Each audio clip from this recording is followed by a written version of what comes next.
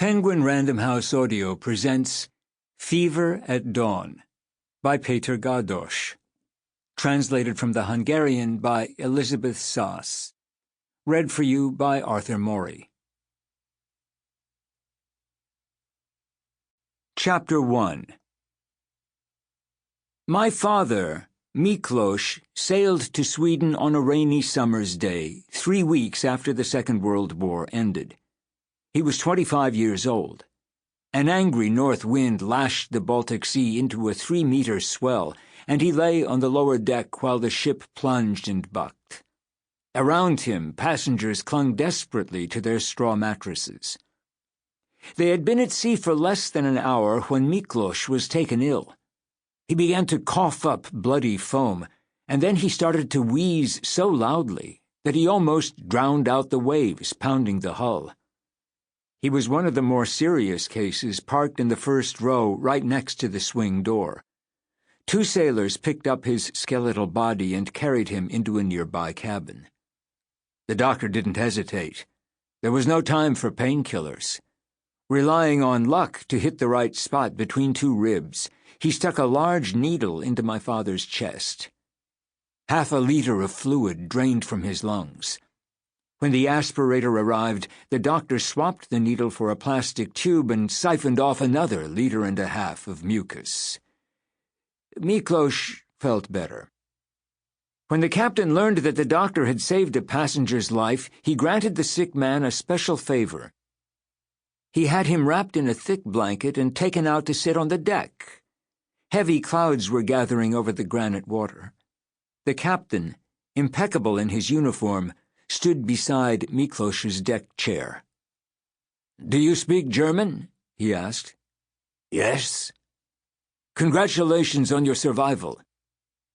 In different circumstances, this conversation might have led somewhere, but Miklos was in no state to chat. It was all he could do to acknowledge the situation. "I'm alive." The captain looked him up and down. My father's ashen skin was stretched over his skull, and there were ugly warts on his face. His pupils were magnified by his glasses, and his mouth was a dark, yawning void. He virtually hadn't a tooth to call his own. I'm not quite sure why. Maybe 3 burly louts had beaten his scrawny frame to a pulp in an air raid shelter lit by a naked bulb swinging from the ceiling.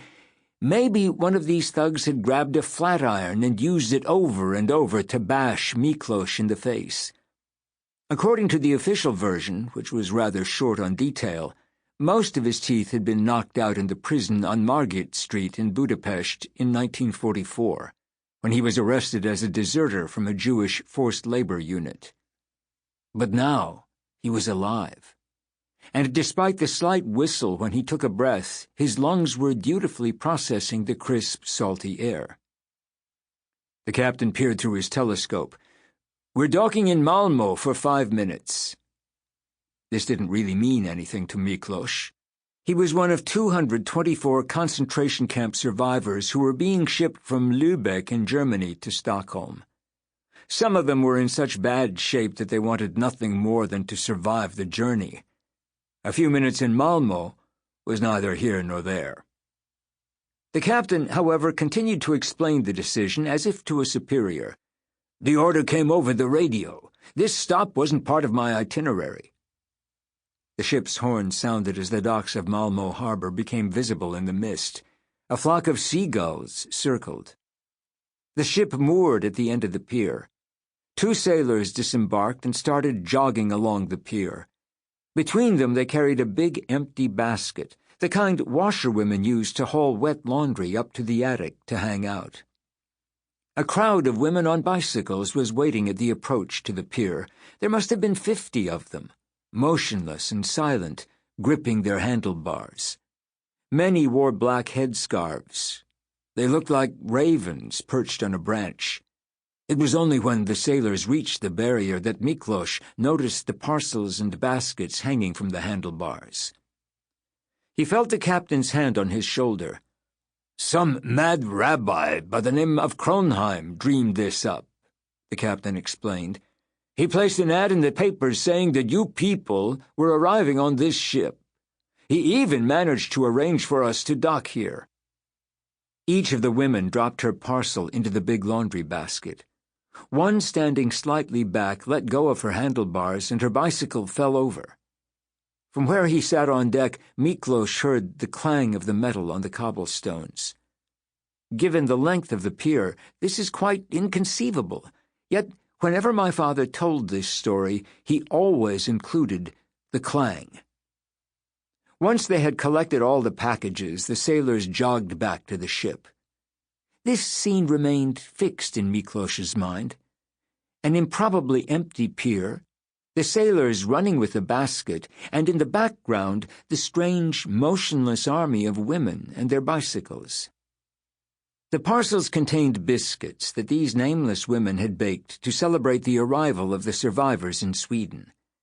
As my father tasted the soft, buttery pastry in his toothless mouth, he could detect vanilla and raspberry, flavors so unfamiliar after years of camp food that he almost had to relearn them. "Sweden welcomes you," grunted the captain as he turned away to give orders. The ship was already heading out to sea. Miklos sat savoring his biscuits. High among the clouds, a biplane drew away, dipping its wings in salute. When he saw it, my father began to feel he was truly alive. By the end of the first week in July 1945, Miklos was in a crowded 16-bed hospital ward, a barracks-like wooden hut in a remote village called Larbro on the island of Gotland. Propped up against a pillow, he was writing a letter. Sunlight poured through the window, and nurses in crisply starched blouses, white bonnets, and long linen skirts darted between the beds. He had beautiful handwriting, shapely letters, elegant loops, and just a hair's breadth between each word. When he finished his letter, he put it in an envelope, sealed it, and leaned it against the jug of water on his bedside table. 2 hours later, a nurse called Katrin picked it up and dropped it in the post box with the other patient's mail. Miklos rarely got out of his hospital bed, but 2 weeks after writing his letter, he was allowed to sit out in the corridor. Each morning the post was handed out, and one day a letter came for him, straight from the Swedish Office for Refugees. It contained the names and addresses of 117 women, all of them young Hungarians whom nurses and doctors were trying to bring back to life in various temporary hospitals across Sweden. Miklos transcribed their details into a thin exercise book with square-ruled paper he had found somewhere. By this time, he had recovered from the dramatic pronouncement he had received a few days earlier. Pressed against the X-ray machine, Miklos had done his best not to move. Dr. Lindholm shouted at him from the other room. The doctor was a gangling figure, at least 6'6" tall, and he spoke a funny sort of Hungarian. All his long vowels sounded the same, as if he were blowing up a balloon. He had run the Larbro Hospital, now temporarily enlarged to accommodate the intake of camp survivors, for the last dozen years. His wife, Marta, a tiny woman whom Miklos reckoned couldn't be more than 4'6", was a nurse and worked in the hospital too. She was Hungarian, which explained why the doctor tackled the language with such bravado. "You hold breath, no frisking," he bellowed. A click and a hum. The X-ray was ready. Miklos relaxed his shoulders. Dr. Lindholm walked over and stood beside him, gazing with compassion at a point slightly above his head. Miklos was slumped, his sunken chest naked against the machine, as if he never wanted to get dressed again. His glasses had steamed up. "What you say you occupied with, Miklos?" the doctor asked. "I was a journalist and poet." "Ah, engineer of the soul. Very good." Miklos shifted from one foot to the other. He was cold. "Dress! Why you stand around?" Miklos shuffled over to the corner of the room and pulled on his Sample complete. Ready to continue?